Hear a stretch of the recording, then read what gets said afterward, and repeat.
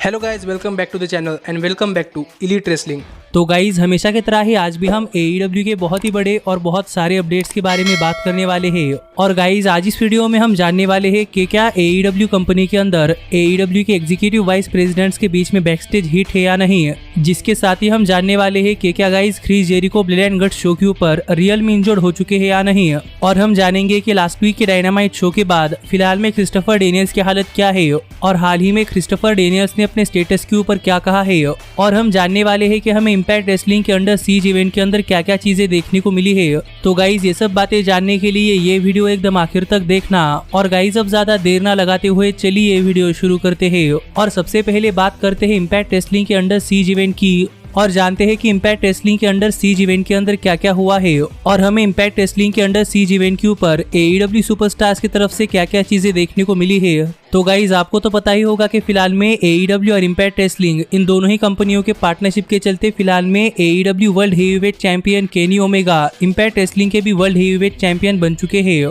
और फिलहाल में केनी ओमेगा की इम्पैक्ट रेसलिंग के ऊपर राइवलरी एडी एडवर्ड्स और फिन जूस के साथ चल रही थी, जिस वजह से हमें इम्पैक्ट रेसलिंग के अंडर सीज इवेंट के अंदर केनी ओमेगा और Good Brothers versus Eddie Edwards और फिन जूस के बीच में एक 6 मैन टैग टीम मैच देखने को मिला है। और अगर यहाँ पर हम बात करें इस मैच की तो गाइज केनी ओमेगा की टीम से इस मैच की शुरुआत कार्ल एंडरसन ने की और एडी एडवर्ड्स की तरफ से डेविड फिनले ने। और शुरुआत से लेकर आखिर तक ये मैच एक काफी डिसेंट मैच रहा। और इस मैच के आखिर में जब केनी ओमेगा और एडी एडवर्ड्स एक दूसरे के आमने सामने आ गए तो यहाँ पर एडी एडवर्ड्स ने केनी ओमेगा के ऊपर काफी ब्रूटली अटैक किया, लेकिन एक टाइम के लिए गुड ब्रदर्स और केनी ओमेगा ने एडी एडवर्ड्स को घेर लिया था, जहां पर फिन जूस ने आकर एडी एडवर्ड्स की मदद की। और इस मैच के आखिर में हमें इस मैच के सभी मेंबर्स की तरफ से एक दूसरे के ऊपर लगातार फिनिशर्स देखने को मिले। लेकिन जहां तक बात है इस मैच की विनर की तो गाइज इस मैच के आखिर में कार्ल एंडरसन ने एडी एडवर्ड्स और फिन जूस इन तीनों को ही फिनिशर खाए। और केनी ओमेगा और डॉग गैलोस भी यहाँ पर कार्ल एंडरसन की मदद करने के लिए नहीं थे, जिसका फायदा उठाकर एडी एडवर्ड्स ने कार्ल एंडरसन को पिन कर दिया। और सरप्राइजिंगली यहाँ पर एडी एडवर्ड्स और फिन जूस ने मिलकर कार्ल एंडरसन और केनी ओमेगा को इस मैच में हरा दिया है।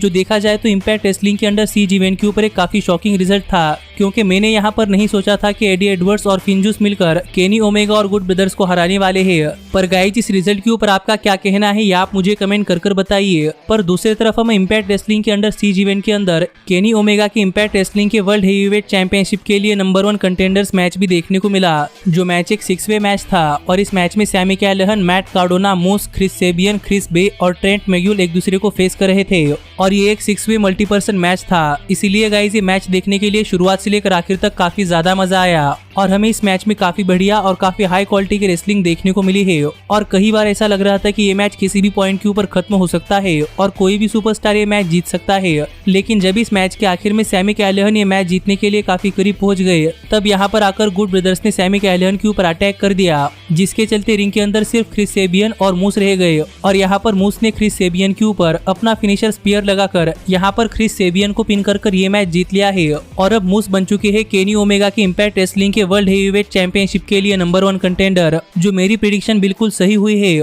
और गाइज अब हमें आगे चलकर केनी ओमेगा और मूस के बीच में इम्पैक्ट रेसलिंग के अगले इवेंट अगेंस्ट ऑल ऑड्स, जो कि जून 12 को होने वाला है, उस इवेंट के अंदर हमें केनी ओमेगा और मूस का इम्पैक्ट रेसलिंग के वर्ल्ड हेवीवेट चैंपियनशिप के लिए मैच देखने को मिलने वाला है, जो बात हाल ही में इम्पैक्ट रेसलिंग ने अनाउंस कर दी है। तो गाइज अब देखना पड़ेगा कि जब केनी ओमेगा और मूस एक दूसरे को फेस करते हैं तो ये मैच कितना बढ़िया मैच होता है और इस मैच का रिजल्ट क्या आता है। पर जहाँ तक बात है इस मैच की विनर की तो यहाँ पर भी देखना पड़ेगा कि इस मैच का रिजल्ट क्या होता है, क्योंकि मूस ने अभी कहा था कि मूस का इम्पैक्ट रेसलिंग के साथ का कॉन्ट्रैक्ट काफी जल्द खत्म होने वाला है। तो मुझे तो नहीं लगता कि यहाँ पर इम्पैक्ट रेसलिंग मूस को चैंपियन बनाने वाली है, जिस वजह से मुझे लगता है कि केनी ओमेगा ही ये मैच जीतने वाले हैं। लेकिन आप मुझे कमेंट कर बताइए कि आपको क्या लगता है कि मूस और केनी ओमेगा के मैच में कौन जीतेगा। और इतनी ही चीजें हैं जो कि हमें इम्पैक्ट रेसलिंग के अंडर सीज इवेंट के अंदर देखने को मिली है। पर गाइज अब हम आगे बढ़ते हैं और बात करते हैं हमारे अगले अपडेट की और जानते हैं कि लास्ट वीक के डायनामाइट शो के ऊपर SCU और यंग बक्स का एक काफी ब्रूटल मैच होने के बाद फिलहाल में क्रिस्टोफर डेनियल्स की हालत कैसी है और क्रिस्टोफर डेनियल्स ने अपने हालत के ऊपर क्या कहा है।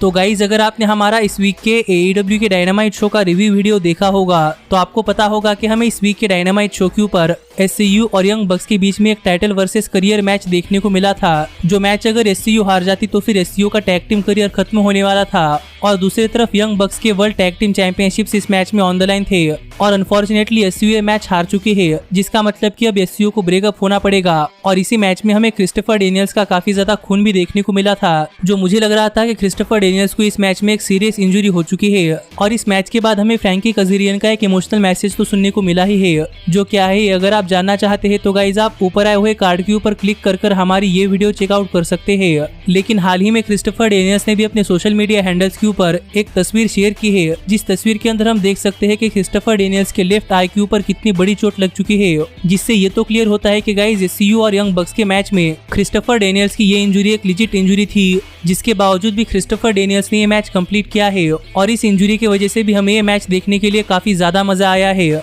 पर फिलहाल में क्रिस्टोफर डेनियल्स की हालत देखकर तो ऐसा लगता है कि प्रोबेबली क्रिस्टोफर डेनियल्स 1-2 हफ्तों के अंदर ठीक हो सकते हैं। पर यहीं पर क्रिस्टोफर डेनियल्स ने ये मैच खत्म होने के बाद अपने स्टेटस डिक्लेयर करते हुए एक ट्वीट किया है, जिस ट्वीट के अंदर क्रिस्टोफर डेनियल्स ने लिखा है कि शायद क्रिस्टोफर डेनियल्स का सब कुछ वही था, जिससे कहना पड़ेगा कि यहाँ पर डेनियल्स ने अपनी रिटायरमेंट हिंट कर दी है, क्योंकि अब क्रिस्टोफर डेनियल्स की एज करीब 52 इयर्स हो चुकी है। और अब मुझे नहीं लगता कि क्रिस्टोफर डेनियल्स और ज्यादा एईडब्ल्यू कंपनी के अंदर या फिर किसी भी प्रमोशन के अंदर रेसल कर सकते हैं। तो क्या पता हमें एससीयू के ब्रेकअप के बाद क्रिस्टोफर डेनियल्स की रिटायरमेंट देखने को मिले। पर गाइज आप मुझे कमेंट कर बताइए कि आपको क्या लगता है कि क्रिस्टोफर डेनियल्स को रिटायर हो जाना चाहिए या नहीं। पर गाइज जहाँ तक बात है मेरी, तो मुझे लगता है कि अगर ये क्रिस्टोफर डेनियल्स का रिटायरमेंट मैच है तो ये मैच उनके लिए काफी बढ़िया रिटायरमेंट मैच है। लेकिन क्रिस्टोफर डेनियल्स की रिटायरमेंट सेरेमनी हमें किसी बड़े स्टेज के ऊपर देखने को मिलनी चाहिए। पर अब हम आगे बढ़ते हैं और बात करते हैं क्रिस जेरिको की, और जानते हैं कि क्या एईडब्ल्यू के ब्रिलियंट गट शो के ऊपर क्रिस जेरिको सच में इंजर्ड हो चुके हैं या नहीं। तो गाइज अगर आपने हमारा एईडब्ल्यू के ब्रिलियंट गट शो का रिव्यू वीडियो देखा होगा तो आपको पता होगा कि गाइज हमें एईडब्ल्यू के ब्रिलियंट गट शो के ऊपर काफी सारे एक्सट्रीम मोमेंट्स देखने को मिले थे, जिनमें से एक मोमेंट हमें ब्रिलियंट गट्स मैच के आखिर में देखने को मिला, जहां पर एमजेएफ ने क्रिस जेरिको को स्टील केज के ऊपर से नीचे रैंप के ऊपर फेंक दिया था। और यहाँ पर एईडब्ल्यू ने क्रिस जेरिको को प्रोटेक्ट करने के लिए कार्डबोर्ड के क्रैश पैड्स भी लगाए थे, जो कि हम क्लियरली एईडब्ल्यू के टेलीविजन के ऊपर देख सकते थे। पर इसके बाद लास्ट वीक के डायनामाइट शो के ऊपर क्रिस जेरिको अपने लेफ्ट हैंड के ऊपर पूरा का पूरा प्लास्टर पहन कर आए थे, जिससे ऐसा लग रहा था कि प्रोबेबली यहाँ पर क्रिस जेरिको रियल में भी इंजर्ड हो सकते हैं, या फिर क्रिस जेरिको ने प्लास्टर सिर्फ अपनी स्टोरी लाइन को आगे कंटिन्यू करने के लिए किया है। पर इसी स्टोरी के ऊपर बात करते हुए हाल ही में रेसलिंग ऑब्जर्वर न्यूज लेटर के ऊपर ब्रायन एल्वारेज ने क्रिस जेरिको के बारे में कुछ और डिटेल शेयर किए हैं कि एईडब्ल्यू के ब्रिलियंट गट शो के स्पॉट के बाद एईडब्ल्यू ऐसा दिखाना चाहती थी कि क्रिस जेरिको सच में इंजर्ड हो चुके हैं। पर एईडब्ल्यू के इतना ज्यादा प्रोटेक्ट करने के बावजूद भी क्रिस जेरिको रियल में इंजर्ड हो चुके हैं, और क्रिस जेरिको के लेफ्ट हैंड में प्रोबेबली उनको कोई फ्रैक्चर हो चुका है। और यहाँ पर ब्रायन एल्वारेज को लगता है कि क्रिस जेरिको की इंजरी ठीक होने के लिए करीब 4 से लेकर 6 हफ्तों तक का टाइम लग सकता है, जो देखा जाए तो काफी बुरी बात है, क्योंकि गाइस आने वाले 2-3 हफ्तों के अंदर ही एईडब्ल्यू का अगला बड़ा पेपर डबल और नथिंग है। पर फिर भी एईडब्ल्यू ने क्रिस जेरिको को उनके डबल और नथिंग पेपर के ऊपर एक स्टेडियम स्टैम्पीड मैच के लिए एडवर्टाइज कर दिया है। तो देखना पड़ेगा कि क्या यहाँ पर क्रिस जेरिको की इंजरी स्टेडियम स्टैम्पीड मैच तक ठीक होती है या नहीं, या फिर हमें क्रिस जेरिको अपनी इंजरी के साथ ही स्टेडियम स्टैम्पीड मैच में कम्पीट करते हुए दिखाई देते हैं। पर गाइज आप मुझे कमेंट कर बताइए कि क्रिस जेरिको की स्टेटस के ऊपर आपका क्या कहना है। लेकिन जहाँ तक बात है मेरी, तो मैं तो यही होप कर रहा हूँ कि क्रिस जेरिको एईडब्ल्यू के डबल और नथिंग पेपर तक पूरी तरीके से ठीक हो जाए। पर गाइज अब हम आगे बढ़ते हैं और बात करते हैं हमारे सबसे मेन अपडेट की, और जानते हैं कि क्या एईडब्ल्यू कंपनी के बैकस्टेज में एईडब्ल्यू कंपनी के एग्जीक्यूटिव वाइस प्रेसिडेंट्स के बीच में कोई हीट है या नहीं। तो गाइज आपको तो पता ही होगा कि जब एईडब्ल्यू कंपनी अनाउंस हुई थी तब एईडब्ल्यू कंपनी ने यह भी अनाउंस कर दिया था कि उनके कंपनी के अंदर सिर्फ एक नहीं बल्कि 4 एग्जीक्यूटिव वाइस प्रेसिडेंट्स होने वाले हैं, जो कि है कोडी रोड्स, यंग बक्स और केनी ओमेगा। और एईडब्ल्यू की इस अनाउंसमेंट के बाद काफी सारे लोग कह रहे थे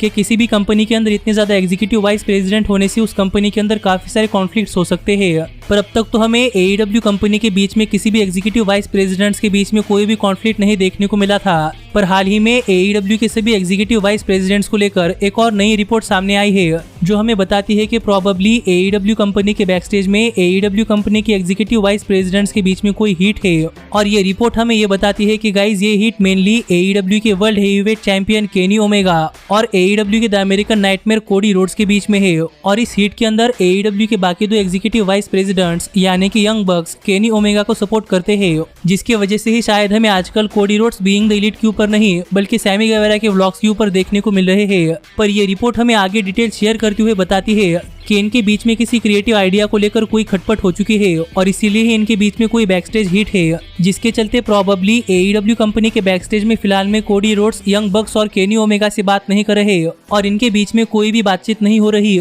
जो कि एक लेटेस्ट रिपोर्ट AEW के एग्जीक्यूटिव वाइस प्रेसिडेंट्स को लेकर आ रही है। और लगता है कि ये रिपोर्ट सच भी है, क्योंकि गाइस ये रिपोर्ट बाहर आने के बाद यंग बक्स ने अपने सोशल मीडिया हैंडल्स का बायो चेंज कर वहां पर लिखा है कि यंग बक्स बैकस्टेज में किसी से भी बात नहीं कर रहे, जिससे तो ऐसा ही लगता है कि AEW कंपनी के बैकस्टेज में AEW कंपनी के सभी एग्जीक्यूटिव वाइस प्रेसिडेंट्स के बीच में किसी क्रिएटिव आइडिया को लेकर कोई खटपट हो रही है। और अगर ये बात सच है तो गाइज मुझे लगता है कि टोनी खान को इसके ऊपर कोई ना कोई स्टैंड लेने की सख्त जरूरत है, क्योंकि हमने पहले भी देखा है कि गाइज WCW कंपनी के अंदर WCW के रेसलर्स के पास काफी ज्यादा फ्रीडम था और यही फ्रीडम आगे चलकर WCW कंपनी की डिमाइस का कारण बना और यही सेम चीज AEW कंपनी के साथ ना हो। इसीलिए मुझे लगता है कि टोनी खान को अपने सभी एग्जीक्यूटिव वाइस प्रेसिडेंट के साथ मिलकर बैठकर एक मीटिंग करनी चाहिए और इसके ऊपर कोई ना कोई हल निकालना चाहिए, क्योंकि किसी भी कंपनी के अंदर किसी एग्जीक्यूटिव वाइस प्रेसिडेंट्स के बीच में कोई कॉन्फ्लिक्ट होते हैं तो वो कंपनी आगे ज्यादा देर तक नहीं चलती। लेकिन गाइज आप मुझे कमेंट कर बताइए कि आपका इस स्टोरी के ऊपर क्या कहना है।